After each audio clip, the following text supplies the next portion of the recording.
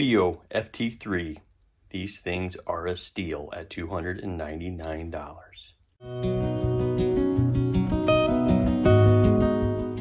Hey, welcome back to the Thrift Shop. Today, we're going to talk about the FiiO FT3 open back dynamic driver headphone. That's right. FiiO made a headphone. And I got to say, this thing is absolutely amazing. You can stop the video now. That's all you need to hear for $299. Anyways, let's get into it. So, right here, headphones. See, you got this kind of elastic strap. I prefer the solid kind of strap, but anyways, it is what it is. It's comfortable. I haven't had any issues. As I mentioned, these are $299. Open back. You get two sets of pads. I'll show you the pads here in a minute. You get, this is all metal right here, even this. So you get some articulation, rotation, although these are springy. But all metal construction for $299. I mean, come on, these things are beautiful. Let's see here, 60 millimeter driver, and I'll show you that in a second. 350 ohm, 112 dB sensitive, 391 grams, so they're not heavy, not too light. It does have a cable. I'll show you that in a second. And it does come with a case and adapters and all that I'll show you here. So let's get a look at these drivers, because this is kind of the spotlight here. Look at that. These things are amazing. Well, let's get to the other items that, that these came with, because quite impressive. These are the alternate pads that come in the box, and you can see through here, so there's not much damping from that, just enough to protect the driver. Pop in. This is about the only downside. I wish they would have been like a standard cup where you can just roll, because these are kind of small. I wish these were a little bit bigger, but I've had no problems, no issues. Just wish it was a little bit bigger.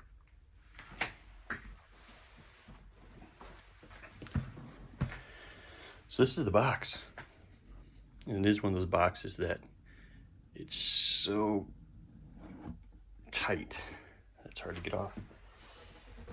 You get an amazing leather case. Is it real leather? I am not sure. I haven't even taken off the plastic. Nice way of doing the strap, kind of cool.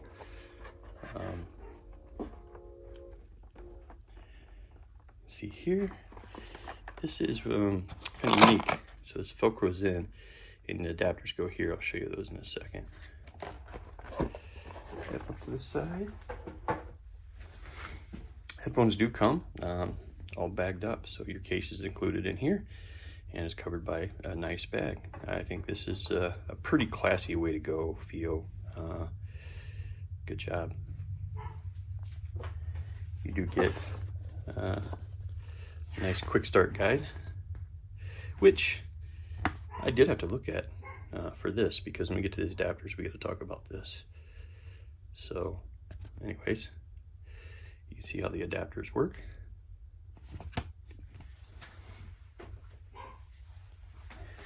And here's the cable. I used it. I don't notice any problems. I don't notice any microphonics or anything like that. But it's long. I mean, this thing is like 10 foot long. It's supposed to be some FiiO, I don't know, some kind of special wire. But works fine. It's just too long for working at my desk here, and gets caught on everything. So you do get a standard XLR. You do get a 4.4, and to undo this, it took me a while to get this. Mine was so locked on so tight that I couldn't get it off. I actually had to use a pair of pliers. So you get a 4.4. You get 3.5 and the larger 1/4 inch. So So you get all four, which is really nice. This is a nice way to go. I just wish they would have made it like a normal, 5 foot, 4 foot, 5 foot, 6 foot length. It's not like this overly long cable. And here are the pads that come on the unit. Here, it says they're suede. It, to me, feels like velour, more like a cloth. Maybe I'm wrong. It's soft. There's nothing wrong with it. I just didn't prefer these. I felt like it was sucking a little bit too much out of the headphone. So I'm glad they did include 2 sets anyways. So there.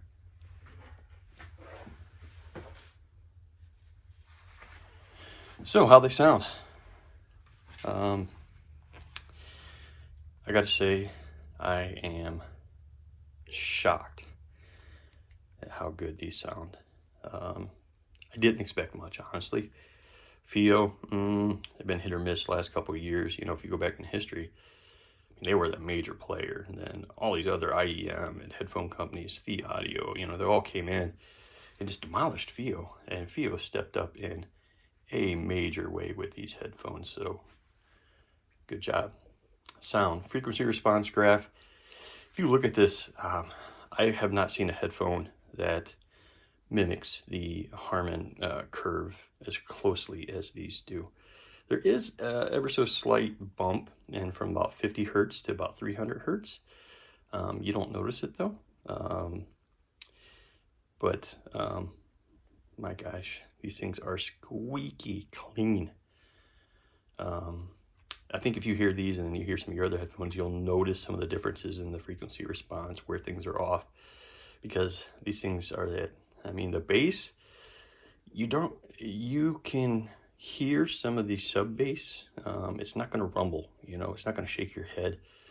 If you're a true bass head, you will not like these, unless you have equipment that you can EQ, somehow bump up the bass. Then this thing is amazing, because this responds to any kind of adjustment or type of amp. Is so squeaky clean that the amp, the DAC, you can tell all of the differences. And we'll get into some of that. But the bass is not super heavy, unless the equipment you hook it up to can make it bassy. Mids, absolutely perfect. Vocals sound in a perfect place. Treble, it's just absolutely perfect. The way cymbal hits come off in the air, these things are just, I can't stop that. Honestly, I have not listened to a headphone so much since I've had these. At night, maybe when you want to go watch TV, well, guess what? I'm coming in here and I am listening to these, because I can't get enough. And I think part of it is because I like the snap of the snare drum, kick drum, tom-toms, all the drums. I love the impact, that leading edge, and this gives it to me. A little bit of an emphasis in that 50 to 300 hertz just makes these things amazing. And I don't know. Layering soundstage, these things are pretty wide. I get, cymbal hits sound like they're coming out here. It's definitely not in your head. You can hear things, the layering and separation of instruments. God, I've heard people talk about these in comparison to the Sennheiser HD 800. So yeah, go spend $1,500 or go spend $300 on these. So we should talk about amp pairing here for a little bit. All of my listening has been done with the iFi Pro iCan, Singzer SA1, and the Dark Voice. Singzer, not a good match. I didn't find that, squeaky clean on squeaky clean, and that is connected to the Bifrost 264, so we can get a little treble energy out of this, and it's not a good synergy to use this kind of a stack for these headphones. This can come over a little bit bright, thin at times, even though the bass on the Bifrost 264 is good. Just this cleanliness here is not what this headphone is. Maybe if you're doing pure studio monitoring, okay. Enjoyment, you want to go with Denafrips Aries i5 Pro ICANN, because you can adjust the bass. You get various bass shelves that you can increase it, and I just found this at a match made in heaven. It's actually one of the first headphones where the 3D experience, this knob right here, you can turn that and get some crossfeed, and man, it sounds amazing because the soundstage is so wide on this, and how you crossfeed. Oh man, this. Now I can't pick the dark voice. By the way, I haven't talked about this. I think I'm gonna do a video of tube rolling this, even though it's been around a while. It's just fun and something to talk about. I do have a 7236 tube here, and I do have a CV181 Pisvane tube, the BE version.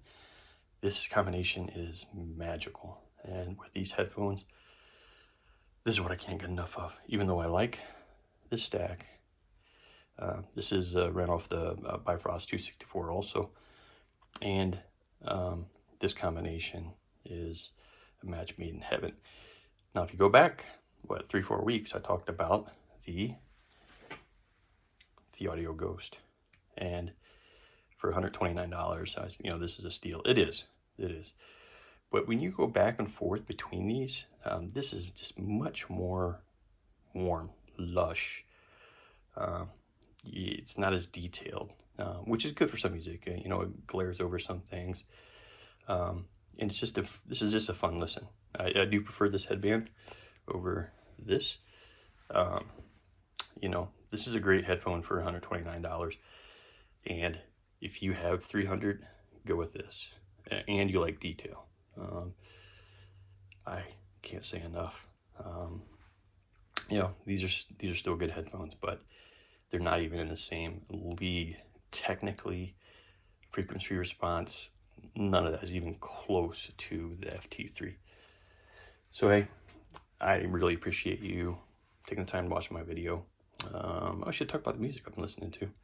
Why not? I got a couple minutes here. It's my time. Yeah, I'm the one doing this. Linkin Park, Meteora 20th anniversary is really good, because you do get some new songs. Lost was one that was never released on the initial album.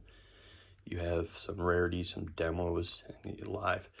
So I've been really enjoying listening to this. I do rip all mine to a hard drive, and I use Autovana. So yeah, and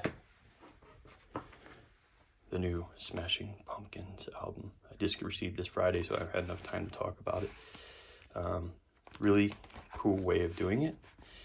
It's based in 3 CDs, which they're calling Act 1, Act 2, Act 3, almost like an orchestra. First take is a little bit more electronic than I'm used to, which is fine. It's cool. The vocals sound the same as Smashing Pumpkins. Just a different take, which I really, really appreciate when artists kind of go out of their comfort zone and make something really cool. So anyways, hey, please hit the buttons down there, like, subscribe, helps out the channel. Need everyone to hit that button and just help me out. I want to grow. I need you to grow. Hey, give me feedback. I read my comments. I reply. I hit the digits. So thanks. Bye.